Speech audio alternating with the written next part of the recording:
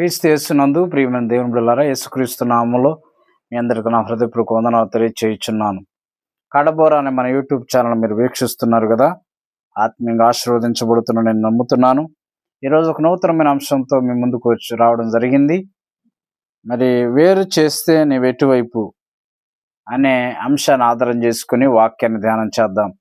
వేరు చేస్తే నీవు ఎటువైపు ఉంటావు అనే అంశాన్ని ఆధారం చేసుకుని వాక్యాన్ని వెంటనే ముందు ప్రార్థన చేద్దాం.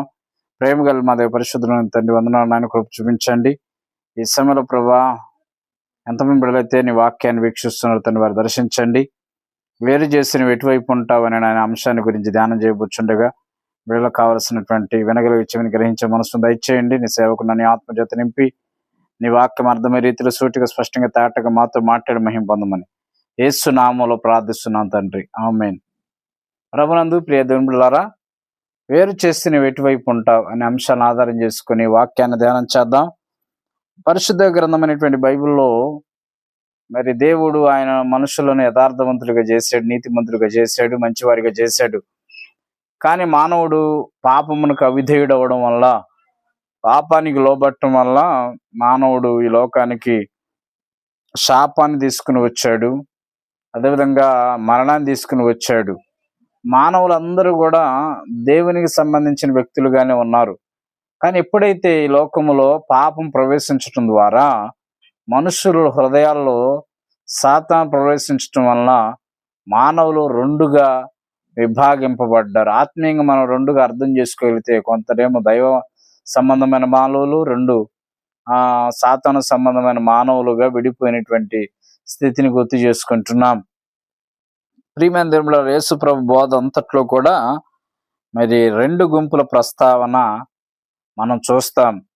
మొదటిగా మనం గమనించగలిగితే మత్తయి సువార్త 13వ అధ్యాయం 24-30 వచనాల్లో గోధుమలు గురుగుల గురించిన ప్రస్తావన వ్రాయబడినటువంటి స్థితిని చూస్తున్నాం. చూడండి, ఆయన మరి యొక్క ఉపమానం వారితో చెప్పాను. ఏమనగా, పరలోక రాజ్యము తన పొలంలో మంచి విత్తనం విత్తిన ఒక మనుషుని పోలి ఉన్నది. మనుషులు నిద్రించుండగా అతని శత్రువు వచ్చి గోధుమల మధ్యన గురుగులు విత్తిపోయాను. మొలకలు పెరిగి గింజబెట్టినప్పుడు గురుగులు కూడా అగపడెను. అప్పుడు ఇంటి యజమానుడు దాసులు అతని వద్దకు వచ్చి, అయ్యా, నీవు నీ పొలంలో మంచి విత్తనం విత్తివి కదా, అందులో గురుగులు ఎక్కడి నుండి వచ్చినవని అడిగిరి. ఇది శత్రువు చేసిన పని అని అతడు వారితో చెప్పగా, ఆ దాసులు, మేము వెళ్ళి వాటిని పెరికి కూర్చుట నీకు ఇష్టమా అని అతన్ని అడిగిరి. అందుకు అతడు, వద్దు, గురుగులను పెరుగుచుండగా వాటితో కూడా ఒకవేళ గోధుమలను పెళ్ళగింతురు. కోతకాలం వరకు రెండింటినీ ఎదగనీయుడి. కోతకాలం ముందు గురుగులు ముందుగా కూర్చి వాటిని వేయుటకు కట్టలు కట్టి గోధుమలను నా కొట్లలో చేర్చి పెట్టుడని కోతగాండ్రతో చెప్పుదున నేను. యేసుప్రభు ఒక ఉపమానం చెప్పాడు కదా. ఒక వ్యక్తి గోధుమలు నాటితే శత్రువు వచ్చి గురుగులు నాటి వెళ్ళాడు. ఆ సంగతి దాసులు తెలుసుకున్నారు, కానీ యజమానుడు చెప్తే ఆగండి, కోతకాలం వరకు ఉండనండి, ఒకవేళ మీరు పొరపాటున గురుగులతో పాటు గోధుమలు కూడా పెళ్ళగిస్తారని చెప్పాడు. ఈ ఉపమాన భావం వారికి అర్థం లేదు. అందుకే యేసు ప్రభుని వారు అడుగుతున్నారంట. చూడండి, 36వ వచనం మనం చూస్తే, అప్పుడు ఆయన జనసమూహం పంపివేసి ఇంట్లోనికి వెళ్ళగా ఆయన శిష్యులు ఆయన వద్దకు వచ్చి, పొలములోని గురుగులను గురించిన ఉపమాన భావము మాకు తెలియజెప్పండ్రి. అందుకు ఆయన ఇట్లనెను, మంచి విత్తనం విత్తువాడు మనిషి కుమారుడు, పొలము లోకము. మంచి విత్తనం రాజ్య సంబంధులు, గురుగులు దుష్టుని సంబంధులు. వాటిని విత్తిన శత్రు అపవాది. కోత యుగ సమాప్తి. కోత కోయవారు దేవదూతలు. గురుగులు ఎలా కూర్చబడి అగ్నిలో కాల్చివేయబడును, అలాగే మన యుగ సమాప్తి జరుగును. మనిషి కుమారుడు తన దూతను పంపును, వారాయన రాజ్యములో నుండి ఆటంకములకు సకలమైన వాటిని దుర్నీతి పరులను సమకూర్చి అగ్నిగుండంలో పడవేయుదురు. అక్కడ ఏడ్పును పండ్లు కొరుగుటై ఉండును. అప్పుడు నీతిమంతులు తమ తండ్రి రాజ్యంలో సూర్యుని వలె తేజరిల్లుదురు. చెవులు గలవాడు వినుగాక. యేసుప్రభు చెప్పినటువంటి ఈ ఉపమానంలో రెండు భాగాలు చూస్తాం కదా, గురుగులు, గోధుమలు.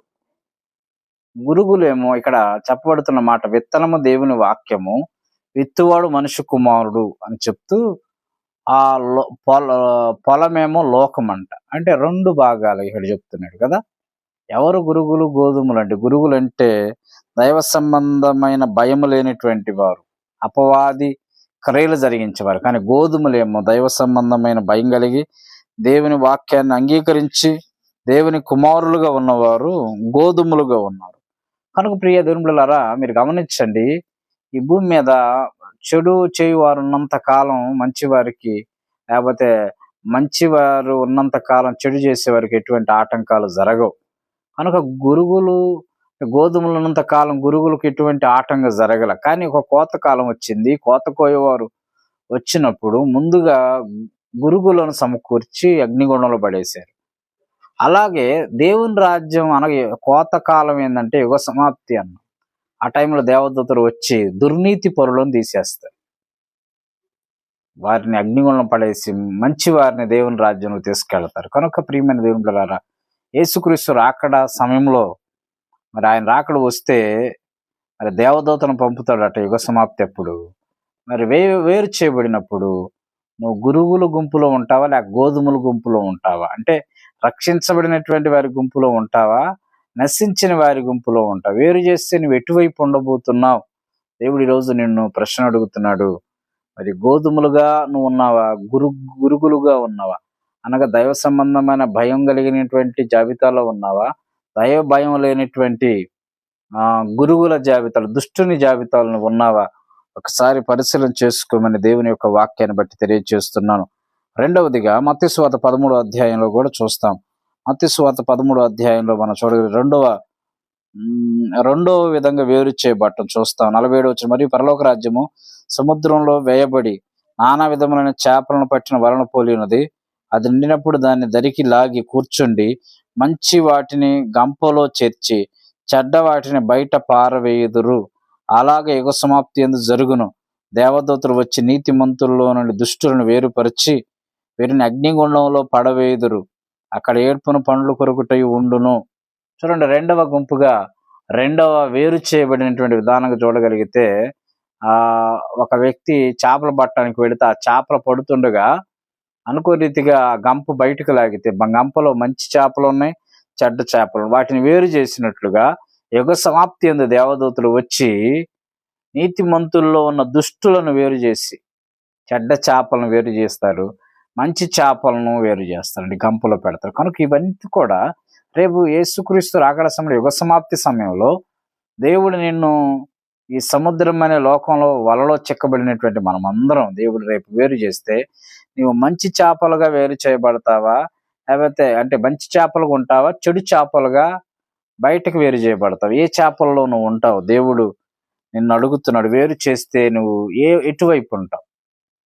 మంచి చేపల జాబితాలు గంపలో ఉంటావా, లేకపోతే చెడు చేపల్లాగా గంప బయట పడవేయబడతావా? ఆలోచన చెయ్యి. మూడవదిగా మనం గమనించగలిగితే మత్తయి సువార్త 25వ అధ్యాయము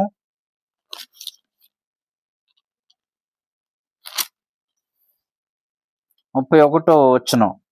తన మహిమతో మనుష్య కుమారుడు ఆయనతో కూడా సమస్త దూతలు వచ్చినప్పుడు ఆయన తన మహిమ గల సింహాసనం మీద ఆసీనుడై ఉండును. అప్పుడు సమస్త జనములను ఆయన ఎదుట పోగు చేయబడుదురు. గొల్లవాడు మేకల్లో నుండి గొర్రెలను వేరుపరచినట్లు ఆయన వారిని వేరుపరచి తన కుడివైపున గొర్రెలను ఎడమ వైపున మేకలను నిలబెట్టును. అప్పుడు రాజు తన కుడివైపున ఉన్నవారిని చూచి, నా తండ్రి చేత ఆశీర్వదించబడిన వారలారా, రండి, లోకం పుట్టినది మొదలుకొని మీ కొరకు సిద్ధపరచబడిన రాజ్యం స్వతంత్రించుకొనుడి. నేను ఆకలి గొంటిని, మీరు నాకు భోజనం పెట్టిరి, దప్పికొంటి, నాకు దాహం ఇచ్చితిరి, పరదేశిన ఇంటిని, నన్ను చేర్చుకుంటురి, దిగంబర ఇంటిని, నాకు బట్టలు ఇచ్చితిరి, రోగిన ఇంటి, నన్ను చూడవచ్చితిరి, చెరసాలలో ఉంటిని, నా యొద్దకు వచ్చితిరని చెప్పాను. అందుకు నీతిమంతుడు, ప్రభువా, ఎప్పుడు నువ్వు ఆకలిగా నిండుట.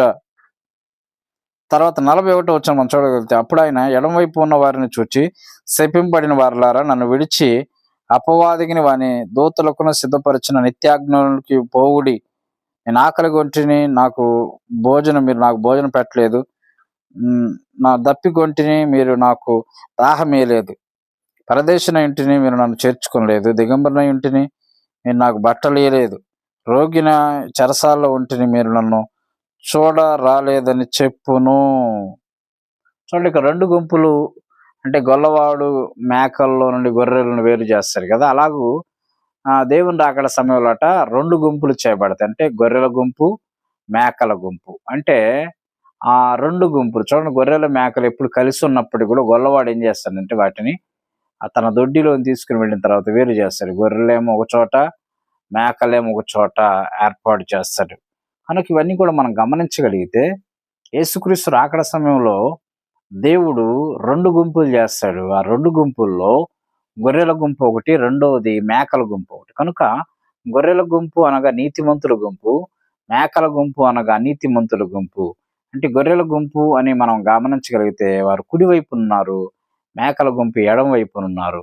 చూడండి, ఈ గొర్రెల గుంపేమో ఆశీర్వదించబడిన గుంపు, మేకల గుంపేమో శపింపబడిన గుంపులో ఉన్నారు. కనుక మనం రేపు దేవుని రాకడ సమయంలో మనం ఏ గుంపులో ఉండబోతున్నాం?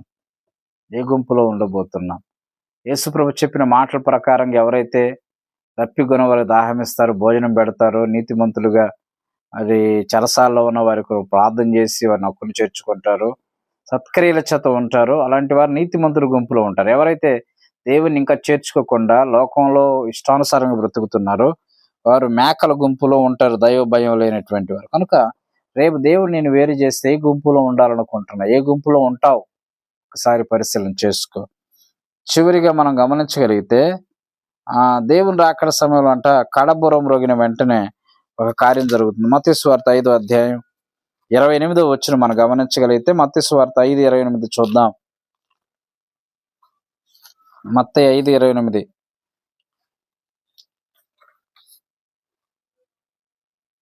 దీనికి ఆశ్చర్యపడే ఒక కాలం వచ్చినది, ఆ కాలం సమాధులు ఉన్న వారందరూ అన్న శబ్దం విని మేలు చేసిన వారు జీవ పునరుద్ధానమునకును, కీడు చేసిన వారు తీర్పు పునరుద్ధానం బయటికి వచ్చేదారు. యేసుక్రీస్తు రాకడ సమయంలో కడబురం రోగిన వెంటనే అప్పుడు దేవుడు అంటున్నాడు, ఒక ఆశ్చర్యం జరుగుతుంది. ఏంటంటే మరి సమాధులను నిద్రించే వాళ్ళని బ్రతికి బయటకు వస్తారంట. అయితే మేలు చేసిన వారు జీవ పునరుద్ధానానికి వెళతారు, కీడు చేసిన వారు తీర్పు పునరుద్ధానానికి వెళతారంట. అందుకే బైబిల్ గ్రంథంలో దానియేలు గ్రంథం 12వ అధ్యాయంలో కూడా మనం గమనించగలిగితే దానియేలు గ్రంథకర్త అదే చెప్తాడు. ఏంటంటే దానియేలు గ్రంథం 12వ అధ్యాయం 2వ వచనం ఒకసారి చూద్దాం. దానియేలు గ్రంథం 12:2లో కూడా మనం చూడగలిగితే దేవుడు ఏం మాట్లాడుతున్నాడు అని మనం చూడగలిగితే దానియేలు గ్రంథం 12వ అధ్యాయం 2వ వచనంలో, మరియు సమాధుల్లో నిద్రించు అనేకులు మేలుకొనేదారు, కొందరు నిత్య జీవమును అనుభవించుటకును, కొందరు నిందల పాలొకటకును, నిత్యముగా హేయులొకటకు మేలు కొందరు అని బైబిల్లో ఉంది. కనుక యేసుక్రీస్తు రాకడ సమయంలో మరి రెండు గుంపులు చేయబడతారు. చనిపోయి తిరిగి లేపబడినటువంటి వారట రెండు గుంపులు చేయబడతారు. ఒకళ్ళేమో నీతిమంతుల గుంపు, లేకపోతే బుద్ధిమంతుల గుంపు, రెండు బుద్ధిహీనుల గుంపు, అనగా నిత్య జీవానికి వెళ్లే గుంపు, నిత్య నరకానికి వెళ్లే గుంపు, రెండు గుంపులుగా చేయబడతారు. కనుక ఈరోజు చాలా మంది చనిపోయి ఉండొచ్చు. అయితే ఆ చనిపోయినటువంటి వారు కూడా క్రీస్తు రాకడ సమయంలో వారు రెండుగా చేయబడతారు, రెండు గుంపులుగా చేయబడతారు. అయితే ఏ గుంపులో ఉంటారో, ఏ గుంపులో ప్రవేశిస్తారో మరి సిద్ధపడవలసినటువంటి ఆవశ్యకత ఈ భూమి మీద ఉండగానే నిర్ణయం తీసుకోవాల్సిన ఆవశ్యకత ఉంది. కనుక ప్రియమైన దేవుని బిడ్డలారా, ఈరోజు మన జీవితాలు ఎలా ఉన్నాయి, వాక్యం ఏంటంటే మన జీవితాలు ఎలా ఉన్నాయి పరిశీలించుకుందాం. వేరు చేస్తాడు దేవుడు ఖచ్చితంగా ఈ లోకంలో ఉన్న దుష్టులను. అనగా మొదటిగా గురుగులు గోధుమలు వేరు చేసినట్లుగా, రెండవదిగా చేపలను, మంచి చేపలు చెడ్డ చేపలు వేరు చేసినట్లుగా, మూడవది గొర్రెలను మేకలను వేరు చేసినట్లుగా, మరి జీవానికి వెళ్ళేటటువంటి వారు అదేవిధంగా నరకానికి వెళ్ళేటటువంటి వారుగా వేరు చేస్తాడు దేవుడు ఖచ్చితంగా. కనుక అయితే వాక్యం ఏంటంటే మన జీవితాల్లో మనం ఏ గుంపులో ఉండబోతున్నాం, మనము మన కుటుంబాలు ఏ గుంపులో ఉండబోతున్నాయి? మరి గోధుమల గుంపులో ఉంటున్నామా, లేక గురుగుల గుంపులో ఉంటున్నామా? గొర్రెల గుంపులో ఉంటున్నామా, మేకల గుంపులో ఉండబోతున్నామా? మూడవదిగా మంచి చేపల్లా గంపలో ఉంటున్నామా, చెడ్డ చేపల్లా బయట పారవేయబడుతున్నామా? మూడవది నిత్య జీవ పునరుద్ధానానికి వెళ్ళేటటువంటి జాబితాలో ఉన్నామా, లేకపోతే నిత్య నరకానికి తీసుకొని రాబడుతున్నటువంటి జాబితాలో ఉంటున్నామా? ఎలా ఉంటున్నాం పరిశీలన చేసుకుందాం, పరీక్షించుకుందాం. ఈ సమయంలోనే వాక్యాన్ని బట్టి మనం సరి చేసుకుని, ప్రభువా నన్ను నిత్య జీవానికి వెళ్ళే గుంపులో, ప్రభువా నన్ను మంచి చేపలుగా, గోధుమలుగా, ప్రభా నన్ను ఉంచమని నువ్వు దేవుణ్ణి అడిగితే, గొర్రెలాగా ఉంచమని అడిగితే, దేవుడు ఖచ్చితంగా నీ జీవితాన్ని, స్వభావాన్ని మార్చి మంచి వారి గుంపులో దేవుడు నిన్ను ఉంచడానికి సిద్ధపడుతున్నాడు. ప్రార్థన చేయి, దేవుడు నిన్ను దీవించి నీకు అటువంటి జ్ఞానము, మంచి వ్యక్తిగా మారడానికి దేవుడు తగినటువంటి జ్ఞానం నీకు దయచేయను గాక. ఆమేన్. ప్రార్థన చేద్దాం. ప్రేమ గల మా పరిశుద్ధుల వందనాలు చేసిన కృప చూపించండి. వేరు చేసిన ఎటువైపు ఉంటావని వాక్యం ద్వారా మాట్లాడాను. నీకు వందనాలు ప్రభా. పురుగులు గోధుమలుగా ప్రభా, మరి గొర్రెలు మేకలుగా తండ్రి నీకు స్తోత్రాలు. చెడ్డ చేపలు మంచి చేపలుగా, నిత్య జీవానికి వెళ్ళే గుంపు, నిత్య నరకానికి వెళ్ళే గుంపుగా చూస్తున్నాం. కనుక మేము మీరు ఆకలి సమయంలో వేరు చేయబడితే, మీ దూతలు వచ్చి మమ్మల్ని వేరు చేస్తే యుగ సమాప్తి అందు మేము ఏ గుంపులో ఉండబోతున్నామో పరీక్షించుకోవడానికి సహాయం చేయండి. బిడ్డలను మీరు కనికరించి మంచి వారిగా నాయన నీ మంచి స్వభావాన్ని వారికి దయచేయండి. మారు మనసు పశ్చాత్తాపం దయచేయండి. వారి ఆత్మీయ జీవితాన్ని స్థిరపరిచి నీకు ఇష్టలుగా జీవించే భాగ్యం దయచేయమని యేసు నామంలో ప్రార్థిస్తున్నాను తండ్రి. ఆమె తండ్రి, కుమారుడు, పరిశుద్ధాత్మను త్రియేక దేవుని సదాకాల దేవుని సన్నిధి తోడై ఉండి కాపాడునుగాక. ఆమె ప్రభునందు ప్రియ దేవులారా, యేసుక్రీస్తు నామంలో మీకు శుభాలు తెలియజేస్తూ, మరి వినబడుతున్నటువంటి వాక్యం మీకు ఆశీర్వాదకరంగా ఉంటే ఈ వాక్యాన్ని లైక్ చేయండి, షేర్ చేయండి. అనేకులకు వారు కూడా విని ఆత్మీయ మేలు పొందడానికి అవకాశం ఉంటుంది. కడబోర్ అనే మన యూట్యూబ్ ఛానల్ సబ్స్క్రైబ్ చేసుకోండి. మీ ప్రార్థన అవసరతలు ఏమన్నా కామెంట్ సెక్షన్లో తెలియజేయాలని మనం చేస్తున్నాను. దేవుడు మిమ్మల్ని దీవించును గాక. ఆమేన్. అందరికీ వందనాలు.